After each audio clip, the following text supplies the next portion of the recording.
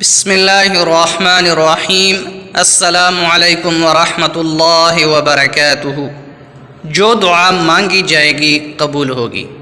حدیث شریف میں ہے کہ مندرجہ ذیل کلمات پڑھنے کے بعد جو دعا مانگی جاتی ہے قبول ہوتی ہے۔ پیارے ناظرین، آئیے میرے ساتھ ساتھ ان کلمات کو دہرا لیجیے۔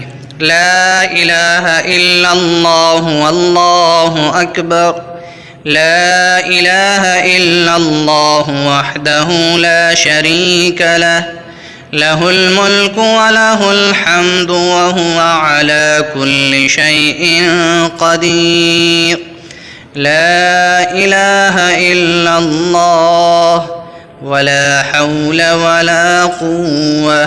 ترجمہ: اللہ کے سوا کوئی عبادت کے لائق نہیں اور اللہ سب سے بڑا ہے۔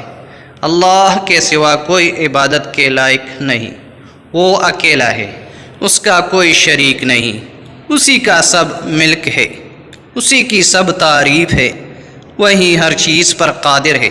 اللہ کے سوا کوئی عبادت کے لائق نہیں، اور گناہوں سے بچنے اور نیکی پر لگنے کی طاقت صرف اسی عظیم، بلند و برتر ذات کی طرف سے ہے۔